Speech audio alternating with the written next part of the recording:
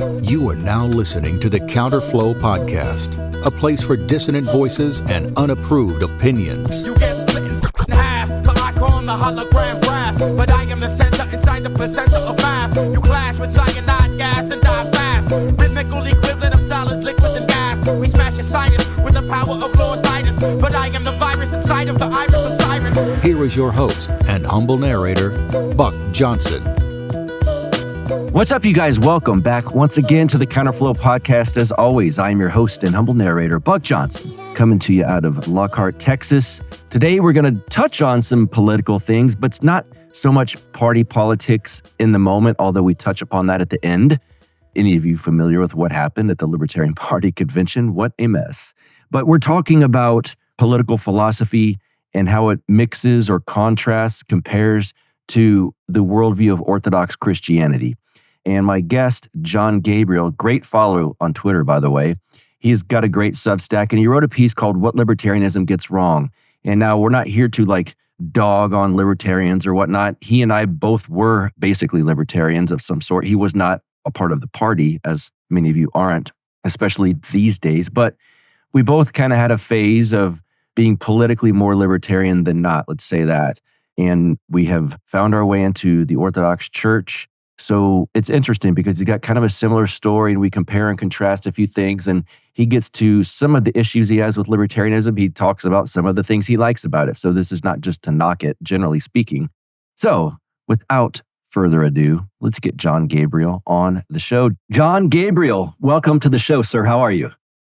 Doing fantastic. How about you, Buck? I'm pretty dang good too. I'm as I get older, I talk about the weather, but we're in the midst of it getting not fun here in Texas. It's too hot for me, but you're in Arizona, so you're probably right. 110 today here. So oh my goodness. Try to keep cool. 98 here, so that'd be cold. We don't have for you. Humidity though. Texas gets a little more of the humid. Let's see. Let's just get you in here. This is your first time. I followed your work, but just in case there's people that don't, give them an introduction on who Jon Gabriel is, what you do, and then we'll jump in from there. All right. I write for Discourse Magazine, mostly the local newspaper here, Arizona Republic. Write for both of those, and then I pop up in other places. Return, which is a vertical of The Blaze, run by James Poulos. So I'm writing for them more and more lately. So just trying to talk about issues. I mostly was writing about politics, but now we see the world around us. Mm-hmm. You've mentioned this many times on your channel. We don't just need to vote in the correct people. It's the systemic failure of all our institutions at once, really. And we don't know exactly how engineered that collapse is. But I'm talking more about philosophical things. I'm an Orthodox Christian, converted 4 years ago now, from evangelicalism, kind of non-denom, and just trying to get people to focus on kind of the deeper things instead of what's the scandal of the day. Can you believe this person said this outrageous thing? Saying, why aren't we focused on, we've seen Augustine wrote, why aren't we focused on these eternal huge issues? Because until we discuss those freely and fairly, we're never going to figure out what to believe about what's going on every day. Wow. You just summed up my own journey as I started this podcast as a hardcore anarcho-capitalist libertarian talking about political issues of the moment and to where I'm at now. That was almost just the same summation. It's well done. Yeah. It seems like more and more people too are just kind of seeing this, taking a step back and going, okay, what are the big issues that are actually facing us? It's not whatever CNN's yelling about, 5 minutes ago. Right. Yeah. Because there's so much of that is just static and noise and distractions. And, I'm not one to say if you watch football, that's just, bread and circuses or whatever. But really, if you just follow the news closely, that seems to be the bread and circus. At some point, sports might help get your mind off ridiculous stuff of the moment. You mentioned 4 years ago, you became Orthodox. Mm-hmm. I started looking into it about that same time.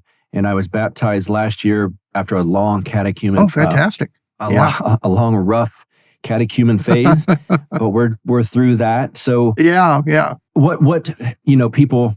I was talking to a friend of mine who's been Orthodox for 20 years, and she said, "Oh, you're a COVID convert," and she didn't mean that as a knock. She meant it like she said, "That's so cool." Would that be what you are too? You said 2020.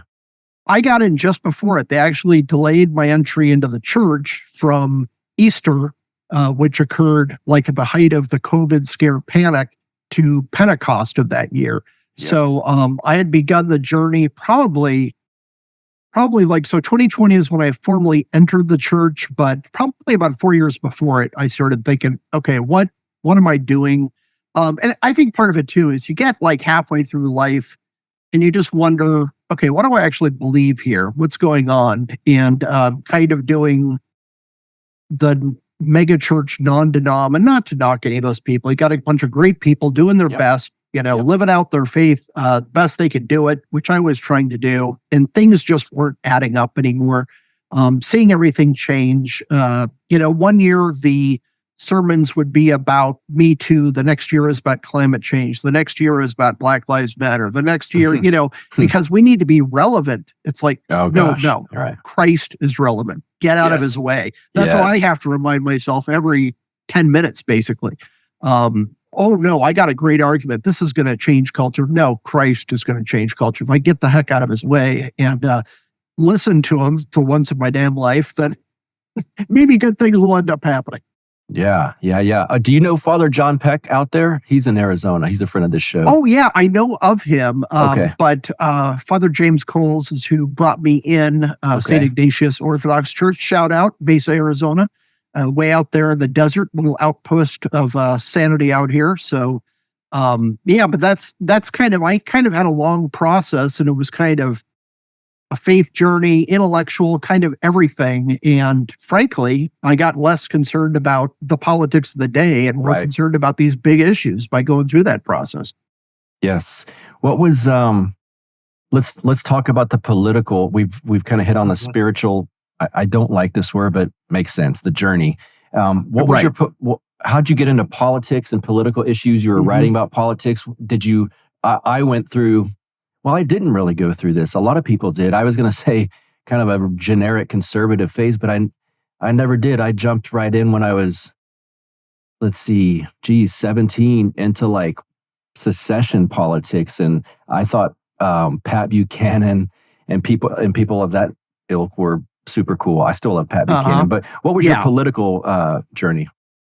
Well, in high school, Reagan was president. I was too young to vote for him the second time around, but I missed it by about 3 weeks. So I was kind of steeped in that culture, 1980s, listening to New Order and Reagan speeches and mixing them.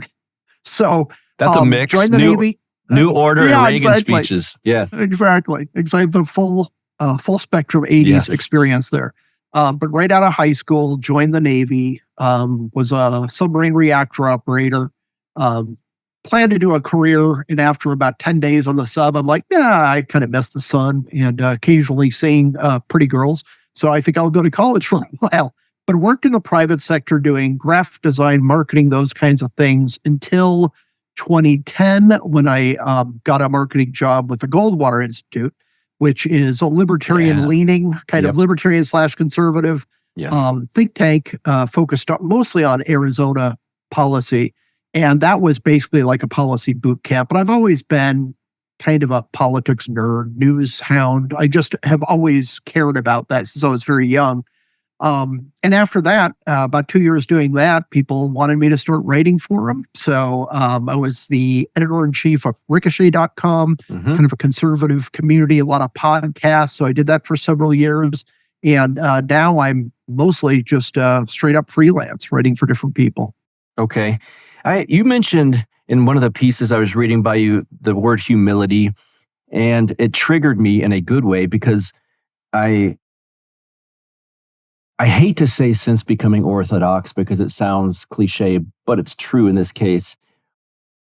For me, when someone has a lack of humility, it sticks out like a sore thumb now. Do you see that when you're covering certain issues or talking to people? Yeah, I definitely see that, and it really makes it tough. Every year or so, I need to go to DC, and it's a very painful experience. It gets worse every time. You go to some minor social event, and guy, Brooks Brothers suit, comes up to you, flips a business card at you, and his whole spiel is, "I'm a really big deal. I'm assistant vice secretary of the tropical fruit division of the USDA, and you're supposed to go and all over that." And they'll go through their 10-minute spiel about how important they are and how they control my life. And they'll just say, "What was your name again?" And I'll just say, "I'm Jon. I write." And I won't give them anything else. It's just like, look, I cannot advance you in your career. What are we doing? Yes. So just the need for humility and just understanding, I always got to be out there learning. I think if you're arrogant and think you know everything as an 18-year-old, that's normal. If you still think that way when you're 50, 60, whatever, you never really grew up, I think. Right. So we know you get a lot of experience, a lot of stuff, but just kind of understand too, there is an entire world out there to figure out more stuff so you can help more people, so you can just understand getting through life and pulling up your brothers with you. Yes, I've come across people now. I'm a lieutenant in the fire department, and I'm what they would consider old. I'm 47. So sometimes I work with people that are young, of course. And I've heard people in those circles, I've heard people in social circles say something that I know for a fact is wrong. Or let's say they'll jump on a topic that I only know about a few topics, but they'll jump on one I know about, and I won't say anything. And they're just bloviating and they're wrong. And I just sit back and kind of smile like, I'm not going to say anything. And then I leave going, was that rude or weird to not correct them? And I was like, they'll figure it out at some point. Yeah, you got to conserve your energy too. I'm 10 years older than you. And so I don't know if it's laziness or what, but if someone comes up to me and says, "You know what, 2 + 2 = 5, and I'll prove it to you," I'll just go, "That's great, man." Right.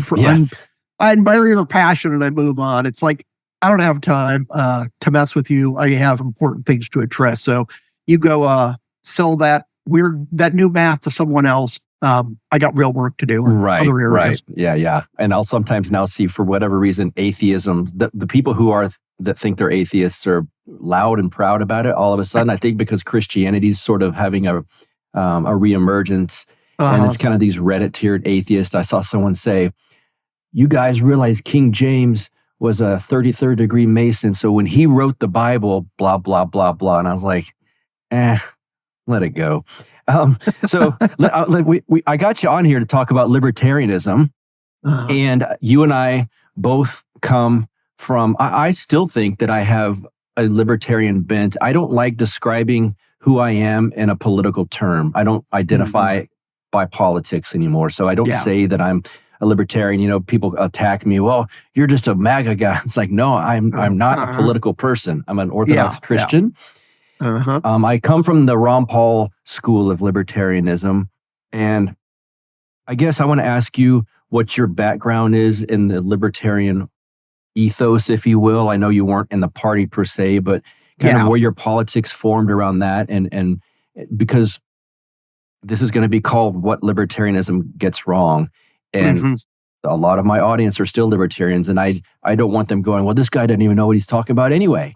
So maybe we can steelman libertarianism and the things that you like about it.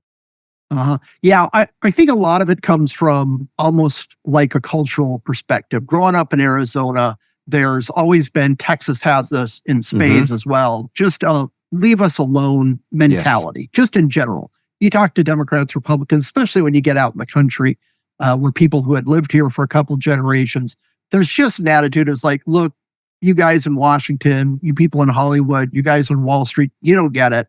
I'm going to do what I want to do, and that's it." And that's faded with, we're influx of Californians here and throughout the Southwest. So that mentality has faded a bit, but I've just always had that instinctive thing. I've always been, when I'm talking to political people, is you have a Democrat saying, "Oh, we need government to raise taxes to fix this issue." And you have Republicans say, "No, government needs to motivate the free market to do these things." And I'm the turd in the punch bowl, as they say, saying, "Why is government involved at all? Why are you bringing up government? They have no reason to be there. They're just going to get in the way and make stupid innovations that aren't necessary. So I think I've always had that instinctive thing. Most recently, I would say I would describe myself like a few years back as a conservatarian. I do believe there's a place for tradition, kind of the G.K. Chesterton's fence, those kind of things. There is a reason traditions have held on for millennia, and those should be respected. We should at least understand them before tearing them down.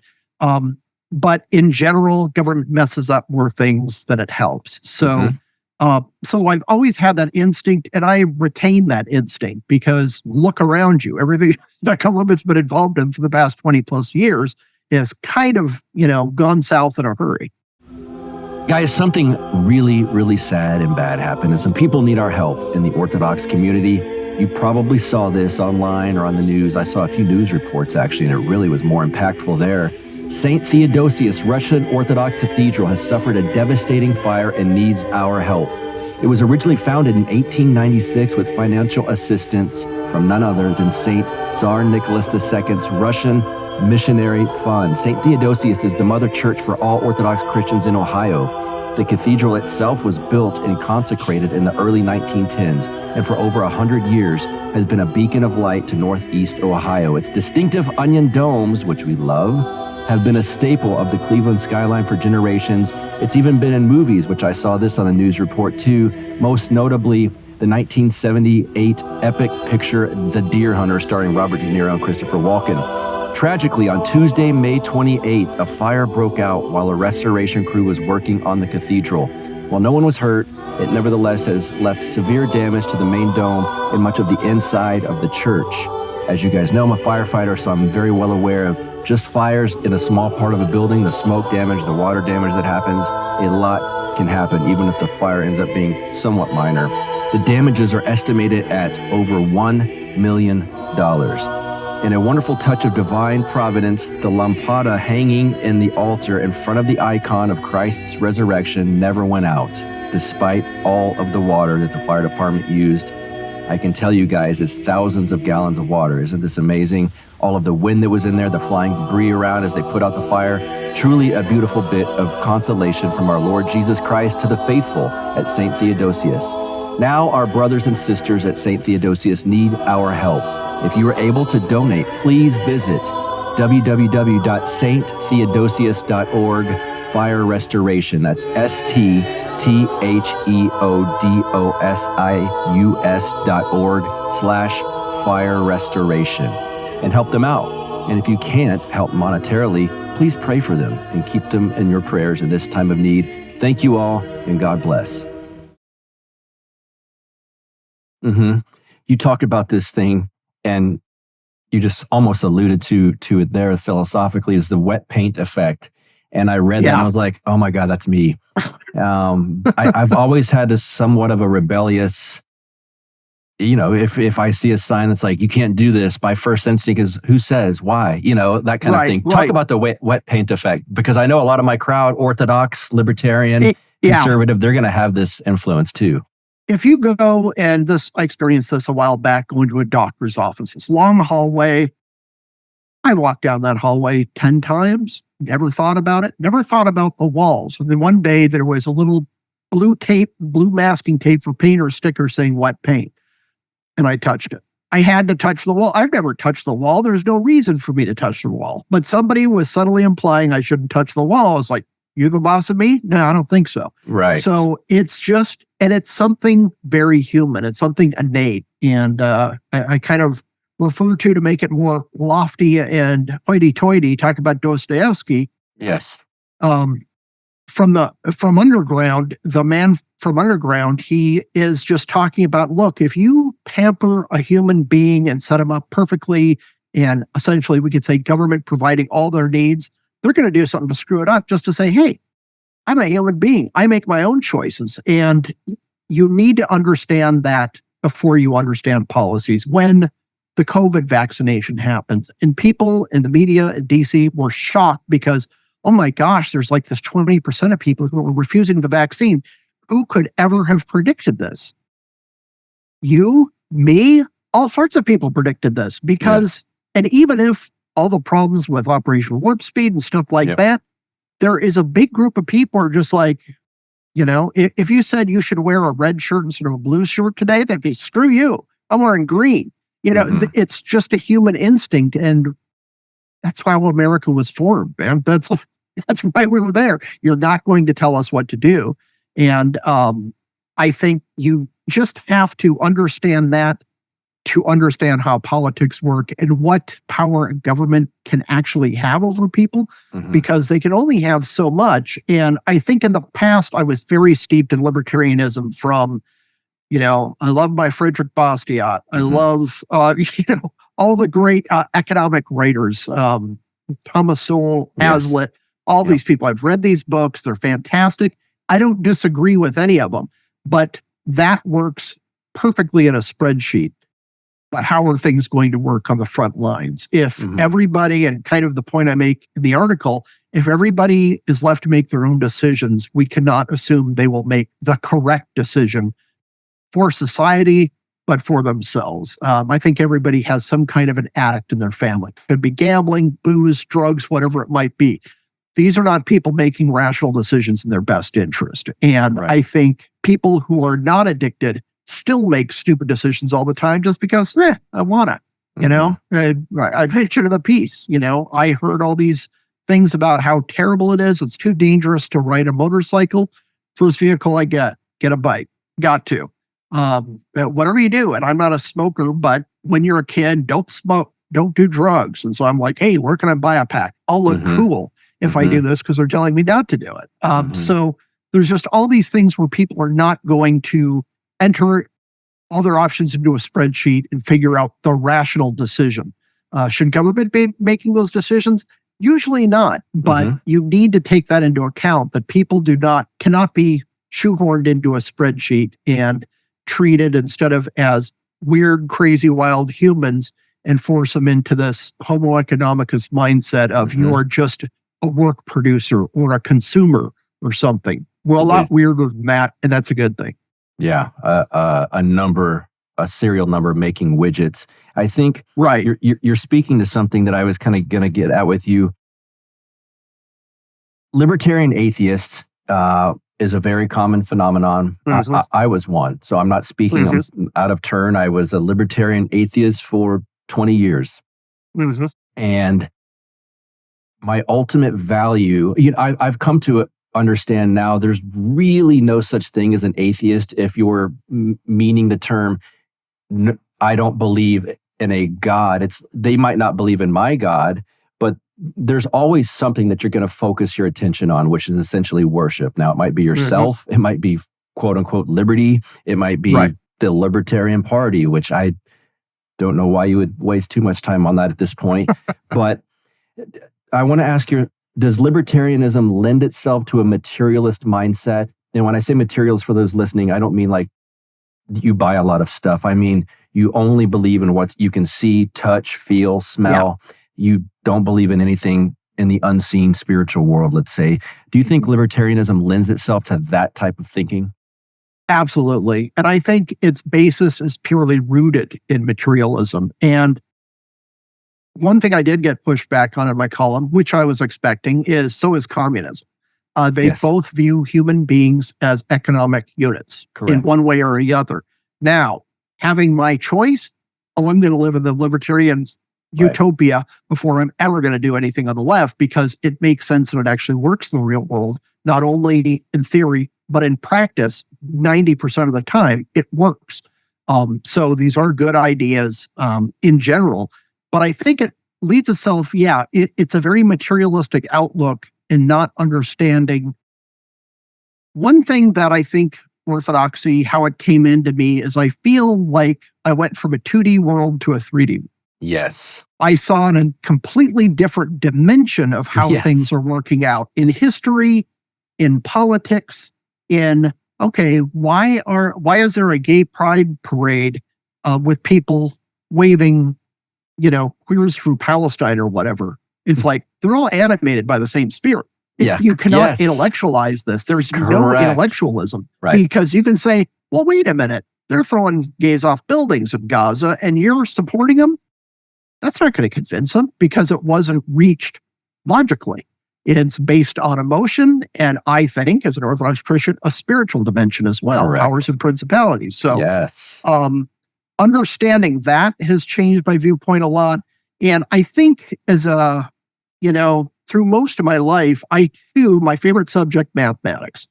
I like logic. I like being able to say, I don't want to say, hey, here's the best out of several options. Maybe I want to prove perfectly, logically, this is the correct action to take. This is the right thing to believe. This is the right policy to have. But more and more, I've understood the wisdom of Thomas Sewell, which is there are no solutions, only trade-offs. Trade-offs, and just right. understanding. I quote that, especially when I write for the local paper, because I kind of feel that's a missionary field. It's like, okay, let me translate this for the normies a little bit.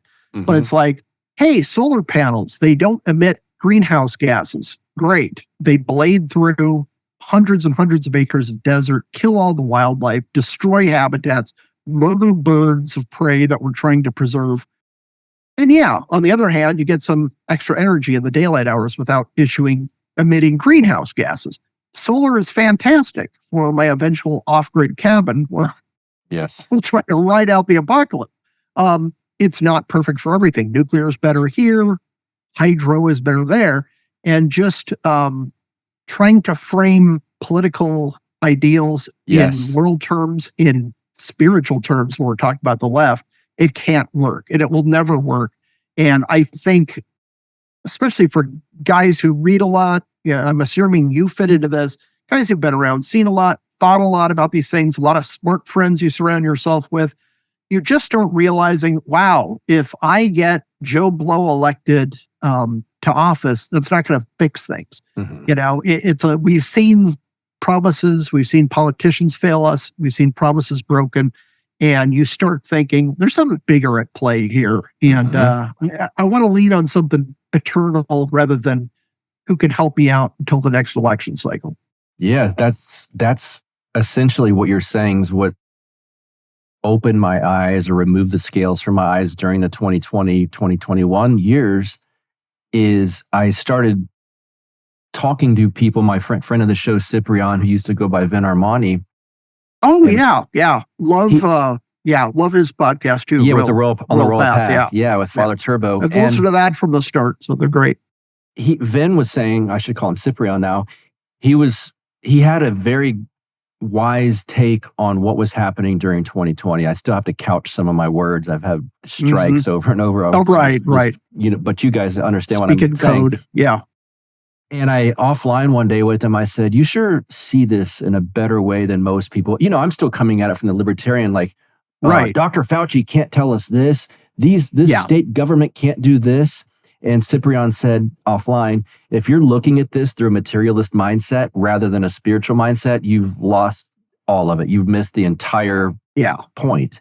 This is all spiritual. So you can sit there logically and go, well, this doesn't make sense. This is Operation Warp Speed, and they rushed this experimental thing through, and now they're telling us to take it, and they're saying it's safe. We know it's not, and I'm looking at it like a reasonable, logical person, and Cyprian's like, bro, this is spiritual. This is not what you're thinking. And I was like, wait a second, you keep talking about orthodoxy too.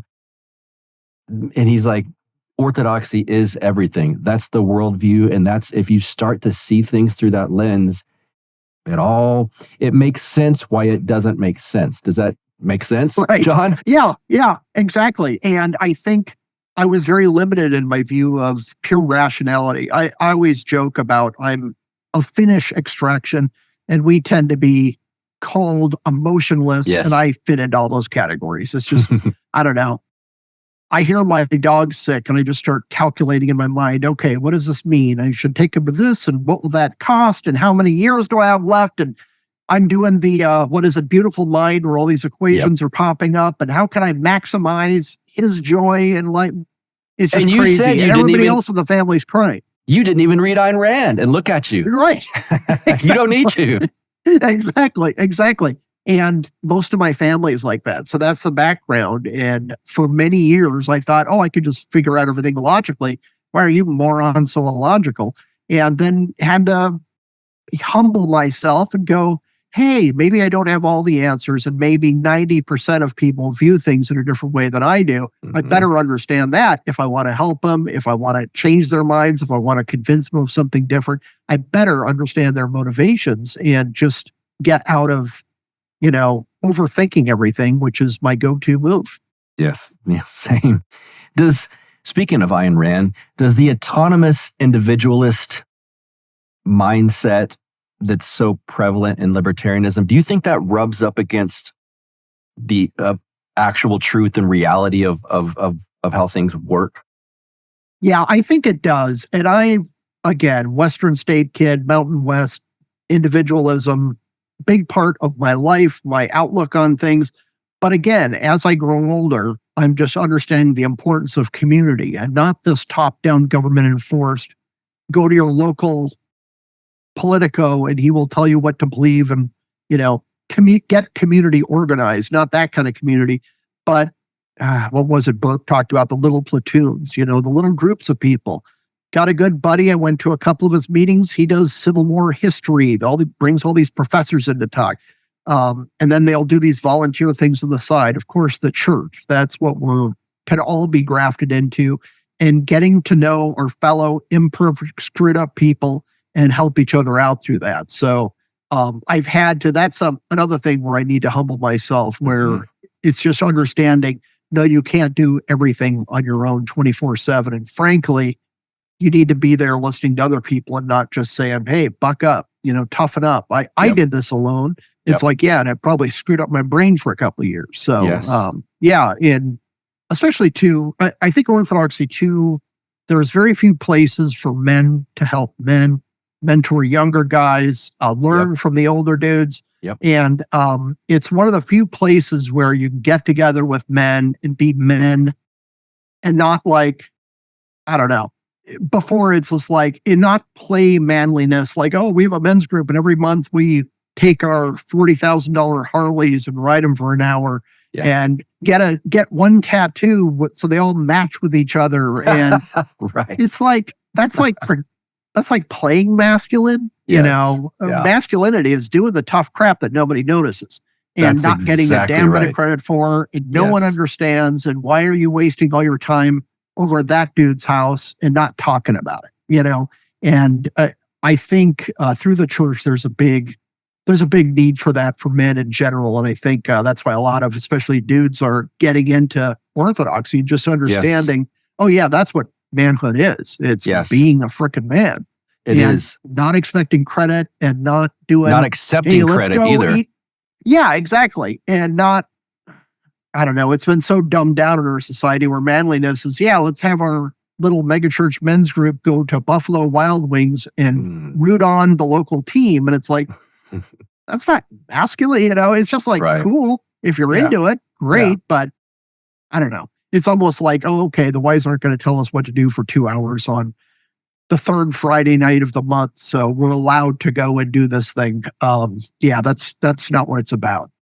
Once a month, my supporters of this show and myself and a special guest have a Zoom meeting. It's not recorded. It's not posted. It's just private. It's between you guys, the guest, and myself. I do this because it means a lot for you guys who support me by showing me that this show means a lot to you. I love talking with you. I look at it as like a benefit for people that support the show, but it's really a benefit for me. I get to know you guys and have an off-the-record discussion with our guest. And, sometimes topics you don't want to necessarily have all the ins and outs discussed online, if you know what I mean. So to be in this group, please go to patreon.com/counterflow and donate $5 or more per month. And it gets you in this club. We do it once a month. It's a great time. It's great people. They're all smarter than me. So that's an upgrade from what you're used to. I can tell you that. The guests are always guests that people want to hear from. A lot of you guys will be familiar with many of the guests. Father Turbo's done it. Father Deacon Ananias has done it. David Patrick Carey's done it. My own priest, Father Ignatius, has done it. Father Moses McPherson's done it. It's a very good time, and I think you guys would enjoy it. If you love this content, please go to patreon.com/counterflow, $5 or more per month. Thank you. Yeah, there's so many screwed up, misrepresented versions of what masculinity is. And, I don't like the term toxic masculinity because it's, I think, kind of generated by some corporate boardroom, pushing people from the in the left to say it. But every once in a while, I'll see something. I'm like, I get it. Why someone would use that term. I can't even think of the dude's name right now, but the Muslim guy that's real big right now, bald, kind of buff. My audience is screaming it out, but I can't think of his name. But he's pop culture figure. Fancy cars, Bugattis. Andrew Tate. Yeah. And I see that. I'm like, well, I guess I don't want to use a leftist term made up in a lab, but that would be toxic masculinity because it's so shallow and fake. And it's the opposite, in my opinion, of what masculinity is, which would be rooted in Christ and humility and kindness and love. It's just this cartoon, as very often happens, inverted version of it. Right. Yeah. It's a 15-year-old idea of what a man is. It's me with the Lamborghini poster on my wall next to the hot babe in a bikini. Yeah. I was like, oh yeah, that's going to be me when I'm 21. And then you get to 21 and hopefully by 21, you're already noticing it's kind of lame, man. It's like, that'd be kind of cool to get that stuff. But even then I was figuring out, okay, well, that stuff definitely, I know dudes who have attained those things, I've known very wealthy people who are well-adjusted, happy people, but I've known a heck of a lot more who are miserable, 4 divorces in, their kids hate them. And they're still, hey, I'm in Bali, look at with these 20-year-old models. I'm like, you're like a fat 60-year-old. This is like the saddest thing I've ever seen in my life.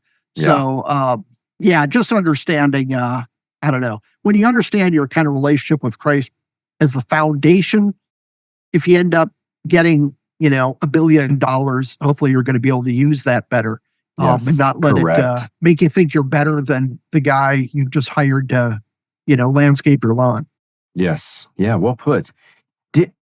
I guess let's get to this, since this is kind of the crux of what we're discussing. What core problem do you see that libertarianism has? Because people are going to go, well, it just means the non-aggression principle. You don't take people's things. You don't hurt people. On the surface, sounds good to me, right?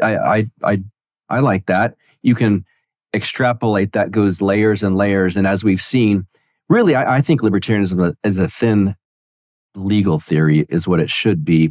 But when you make it a party, a political movement, it allows so much to happen that you can have someone who's really good, like Dave Smith in the LP, and he can say, you should make this candidate the presidential nominee. 20 minutes later or whatever, a day later, they go and vote. And now their presidential nominee is what I would consider not a serious person and has very extreme left leanings. But because it's such a thin thing, it allows the space for that. So there are a lot of issues. That's my take on it. But what core issues do you think it has? Yeah, I think the materialism foremost, but also just the appreciation for tradition. What you see with Chase Oliver, the photos I've seen of him, it's the megachurch model, man. This is the libertarian atheist megachurch. It is BLM one year. It is climate change the next year. It is yay Greta, hashtag me too. Just being carried away by every wind that happens to blow, that happens to be popular at the moment. And I think a lot of people like him they might have a few conservative instincts, fiscally speaking only. They might have a few conservative instincts, but what's far more important to them, Joe Jorgensen was like this too. It's far more important to them to say, oh, but I'm not like those Republicans, those crazy snake handling, religious right MAGA people. I'm different. And that causes a lot of problems when you're trying to kind of appease everybody else at your upper middle class dinner party all the time. You're just going to run into problems because, look, you got to believe what you believe and stick with it. If you're going to get carried by every trendy issue that CNN and MSNBC decides, oh, this is the summer, apparently this is the summer of, student protest about Gaza, Trump is the devil, whatever it might be. But every year there's another series of mass protests. and the issue changes every year. Earth Day was like a month ago. Nobody practically mentioned it because, wow, that's like so 2019. Yeah. We're not talking about that anymore. Let's just throw, Greta into the dustbin because we've moved on to trans rights, whatever it might be. And just seeing that again and again, the revolution, the destruction of all traditions, all traditional authorities, that is the goal, and they will use any issue to promote that. Mm-hmm. That's well put. And I've always thought this weird appeal to the left that those type of libertarians try to fancy themselves as having. They don't want to be unfashionable and, like you're saying, like some kind of backwards religious fanatic. Yeah. And it's like the second you say you're against Obamacare, they write you off. So right. Why? Yeah. We can't do that, and we can't be seen that way. And going back to older than you, but going back to just when I was starting to figure stuff out as a teenager in the 80s, the libertarians were the Republicans who were cool because, man, they smoked weed. Yep. It's like it's the 30-year-old youth pastor with his guitar going, hey, let's go skateboarding, kids. Are you down? And you're just like, oh my gosh, you're so embarrassing. Yes. And a lot of the libertarians I met, they meant well. Again, I'm not trying to denounce the entire movement, but there's a lot of dudes in college who would hang out, passing out objectivist pamphlets to prove that, I'm not with George Bush Sr. or Bob Dole because I smoke weed, man. Isn't that cool? So it's like, okay, good for you. I don't want to smell it back then, especially. So right. Yeah, what a point about the megachurch thing, because I've seen, as an atheist forever, like I mentioned, and then becoming Orthodox, it's like my dad kind of teases me sometimes, like, boy, you dove in head first to about the deepest end you could dive into. Hardcore. And then I see like stuff on Instagram or Reels or something with, I guess, like megachurch stuff. And sometimes I think it's a joke and it's not. And it's like hip hop or something like on stage and like young guys like, we love Christ and all this kind of stuff. And I'm like, what on earth what are you doing? And that's as I said it, what on earth? It's the most earthly way to worship something outside of this world that you could find. It's so strange to me. Yeah, let's take whatever trends are going on in modern culture, which we hate, by the way. But whatever trends are going on, let's make a watered down, lame version that's like 3 years too late. That's kind of the objective of a lot of it. And again, I always say this because, I can complain about it all I want, but 10 years I was sitting in the pew. So it's not like I'm high and mighty about this stuff. But when you start to see through it and you're just like, okay, this is lame. You're just kind of following like the Libertarian Party candidate. You're following the trends. You're trying to flow with the stream. And if you're ever going to be a rock, standing your ground, you're not going to be floating down that stream. You're going to be the rock in the middle. That's right. Yeah, exactly. I look at, time is a river or whatever. And if you're just going to drift with the stream, I guess that's easy. But you kind of look at Orthodox Church. Many people would say you were a Catholic, would say Catholic Church. Just that big obstacle of a rock has just been sitting there for 2,000 years. And I'd rather be the rock rather than just floating down a raft, because who knows where you're going to end up. Mm-hmm. Yeah, well put. And I think as things unravel, as they are starting to do the last several years, to an extent where it gets worse and worse, and just regular people that don't even pay attention to things start to look around and go, something's off here. The last thing you'd want to do is represent like the trend of the moment. Like the trends of the moment have led us to where we're at. And I want to ask you, do you think I can combine libertarianism theory closely with classical liberalism? A lot of people do that. Right. Do you think the classical liberal paradigm that this country started off with has led us, because of the way it's set up and because of what that represents? Do you think that's somewhat why we are here? Because, in other words, does classical liberalism have a weakness that allows us to have become what we are today? I'm a I hate to say this, man, but I'm coming to that conclusion. I haven't had it all figured out yet, but you start looking at one thing that kind of blew me away is realizing this was just a few months ago that Protestantism, I was born and raised Lutheran, love my reformers. I was brought up to just think, oh, they're the greatest, but that led to modern atheism. And if you just look at this compromise and this challenge and this, it's like Protestantism is where it started. The Enlightenment was kind of that same ferment, more on the political economic means.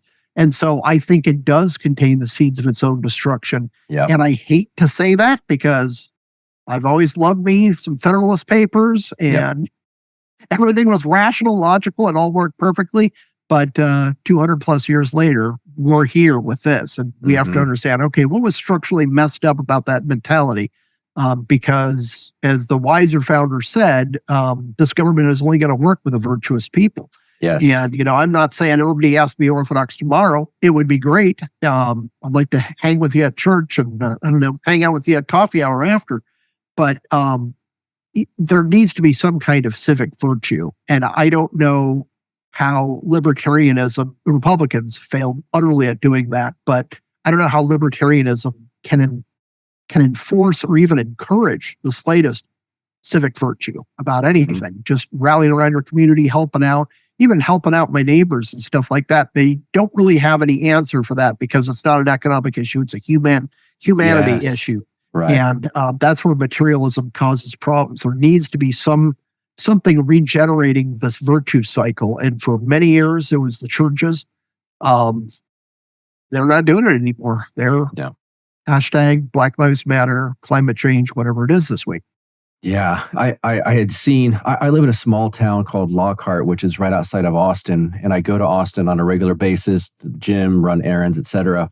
And I always see these things online with church signs having a rainbow flag or whatever. I'm like, man, that's crazy. I can't imagine that. And I drove past one in Austin the other day that had the trans flag. And I'm like, they do exist. How crazy. That's a church. Interesting. But again, going along with whatever, hey, it's Pride Month, so put your thing up. You wouldn't want to offend anyone. I just passed one this morning, which was this huge rainbow and a tiny little cross that was like, I don't know, a quarter of the size of the rainbow. I'm like, okay, I know what God would worship in here. Right, of course. Yes. And I want to ask you, I assume you saw this, Trump going to the Libertarian Party convention. Yeah. I found it historic. I found it, to be quite honest, amazing. I was going to Libertarian Party meetups and local things in Austin. He's starting in like 2000, 2004. I remember Michael Badnarik was from here. And I just kept seeing like kind of the same crap over and over. Nothing ever got done. Nothing was big. Nothing was of importance. Nothing was of any political value or certainly of media value. And then Angela McArdle, I have to give her credit, and I messaged her personally. She pulls off getting RFK and Trump and Vivek Ramaswamy at the Libertarian. I could not believe it. I mean, Trump is basically the most famous person on the planet. Right. And here he is speaking to libertarians, asking in exchange for their support, he'll put some of them, not the people maybe at that convention, put libertarians in the cabinet. He will pardon Ross Ulbricht, the young man who's facing life in prison for creating and operating this Silk Road on the dark web.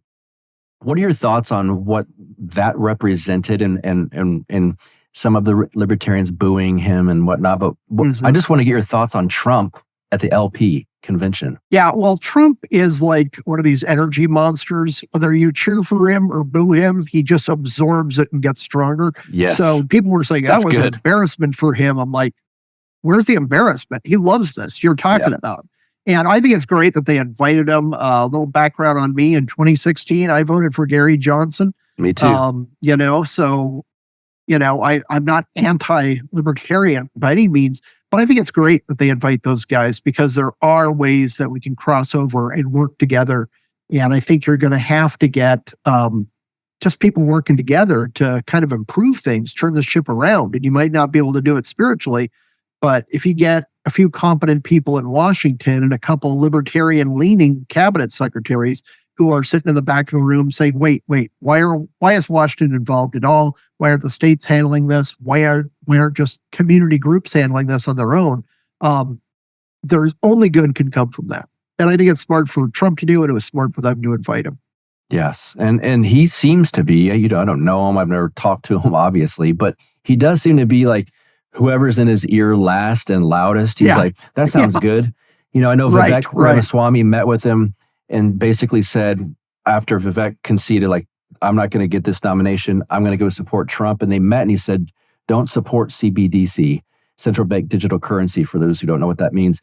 And the next day Trump goes out, I will ban CBD. It's like, okay, so you are listening to people, which is a good quality, as long as they're not John Bolton or Lindsey Graham and people like that. So if he could get, I don't know, Thomas Massey or Rand Paul or someone with some brains and a spine and a set of like legitimate morals around him, that'd be nice to know, Yeah, definitely. And if he can have just a few people who have his ear doing that, it's going to help. And what's funny about Trump, too, is he makes all the hidden backroom deals and negotiations and, hey, you scratch my back, I'll scratch yours. He just does them out in the open. And that's what offends these longtime hands in D.C. because we all know they're doing the exact same thing. They're just lying about it or hiding it. And he's just like, no, hey, I want the religious right vote. So I'm going to put, I want the Federalist Society vote. I'm going to put their judges on. He's just honest about it. And I'd rather have him just be straight with us about any kind of compromises they're making than try to hide it like they're doing it out of some kind of high principle. Any thoughts on what we might see in the next, let's say from here to till November? Because at this point, it's like, if someone could go, there's going to be a UFO come down. I can't say there's not going to, because who knows what's going to happen. What are your thoughts? Yeah, I just know it's going to be a crazy roller coaster. One thing, and this is, I don't know how it's going to go, but I don't see how the power structure allows Trump to take office. This could go very, very dark directions. It could go just more lawfare. Obviously, everybody is united against him. The other thing, too, that I'm wondering is I'm seeing more and more negative coverage of Biden when it comes to his health, his age. And I'm like, okay, this isn't random. He's been acting like this since he first announced he was running for president. My dad passed away from dementia. And all my friends, now that I'm a certain age, a few of my friends have seen it. They've seen it in grandparents. Every single one of us went, oh, yeah, he's got dementia. We saw this happen with our parents, with our grandparents. And there's no hiding it, and you can't convince me out of it saying, oh, behind the scenes, he's a dynamo. No, he has dementia or Alzheimer's or one of these conditions, but we used to just call it senile. He's got that. And just for the press to start pushing it now is really interesting. Nobody seems to like Kamala one way or the other, but do they have their convention and a month before the election say, oh, by the way, we're swapping our, party nominee because he needs to step aside for health. Right. You can't put anything past them. And I don't know how they let Trump take the reins of power. I think if the election's held today, Trump wins. Yes. But it's going to be rocky and it's going to be weird. And what's kind of disturbing too is it seems like the Democrats aren't really hiding. We just want to jail our enemies, throw Bannon in prison, and so make sure he's in prison until the election's over. It's just like they're getting so bold about this stuff now that I'm just afraid it's only going to get worse. So, but yeah, our hopes above, not down here on earth. That's right. But keep your head on a swivel. Yeah, Trump has the weirdest ability and talent. I don't think it's even on purpose. If it is, he is brilliant. I just think it happens to be who he is. He unmasks everyone. Yeah. Like you're saying, they don't even hide it anymore. They're just, we're going to... It's like they've completely unmasked themselves, and not everyone, but a lot of us are like, this is pretty obvious what you're doing. There's always the NPCs that go on like, can you believe he's a felon? What a, horrible person. But a lot of people are going like, even lefties are like, this seems a little weird, but okay. Yeah, we're going into weird territory, and maybe I hate the guy good if he's out of the picture, but everybody's seeing the mask come up. Just with Biden being asked at his press conference if it's a political witch hunt and him just giving the smirk. It's like they just can't help themselves. Yeah. And yeah, Biden hasn't run the country for the past 3.5 years. But it's almost like a Biden regency back in the old medieval days when you'd have a king who is off his rocker, he's 90 years old, and so his advisors would run things. I think it's obvious to everybody, and that's what's been going on. And it's mostly Obama hands. Yes. They're going to want to retain power. If they need to slap in another figurehead, another face to put in front of the camera, they'll have no hesitation in doing it. Yes. I find it funny that they happen to pick the most inadequate VP that no one, even the worst of the worst, aren't even going, well, it's going to be Kamala Harris. Like, even they know it's not going to be her. It's almost like implicit. It's like, well, she's stupid, so it's not her. But could be Gavin Newsom, could be Hillary, could be Michelle. Right. In closing, I do want to ask, to end this on a spiritual high note, what do you love about Orthodox Christianity? And you can even say the hard parts about it, any of it. I just want to give you the floor to close on orthodoxy. Yeah, wow. I think you touched on it earlier, is that it is a complete, I was going to say worldview, but cosmic view of everything. And it interacts with every part of my life, and it is transforming every part of my life. When I think about economics, foreign policy, making sure I get my yard in shape so my neighbor isn't upset. It's just like family relations. It's just like, it's kind of affects and redeems everything, which, any improvements going on in my life, I am 100% confident that I'm not making them. I'm not making these improvements, but being led that way. And I think to the eternal unchangingness, if that's a word, nature of it, of, when you get deep into study and, you just see the eternal viewpoint. It's not only like back to Christ, but the entire, from creation to future eternity, basically, is just all one system in one worldview. And it's really overwhelming and it's hard to even express, but I think most people who are in Orthodoxy go, oh yeah, I get it. So. Wonderful. Wonderfully put. Plug away anything you'd like. I think are you running for office? No. You're not. Okay. I would be trounced in any elections because I would probably say what I think. Yes, and people don't tend to like that in their politicians. Yeah. You can find me on Twitter. I'm at xjon. It's EXJON. Long, boring story behind why I have that name. But write for Discourse Magazine, which is done through Mercatus Center, Arizona Republic, write for them too, and also Return, which is a vertical of the Blaze, kind of talking about technology and culture. So those are the best places to find me. Excellent. Jon Gabriel, thank you for being here on Counterflow. Oh, great to be on. Really enjoy your channel and keep up the great work. Thank you, sir. I hope you guys got something out of that. Next week, I'm so excited. Friend of the show, one of my favorites, Father John Whiteford is back. You guys are going to like that episode. It's going to be good. And please contribute to that church that we had the ad for, the cathedral, that is, the Burn Fund. What a special place to so many people, and what a tragedy. And let's see, the website, counterflowpodcast.com. We've got the Telegram group going strong. You can follow me on Twitter at BuckRebel, BuckRebel. And like I said in the other ad, join the Patreon group. It's a lot of fun. Until next week, Father John Whiteford, myself, we'll see you then. You get split in half, but I call the hologram brass. But I am the center inside the placenta of math. You clash with cyanide gas and die fast. Rhythmical equivalent of solids, liquid and gas. We smash your sinus with the power of Lord Titus. But I am the virus inside of the iris of Cyrus. Like the sound of the Counterflow podcast? Our audio production is provided by Podsworth Media. Check them out at podsworth.com.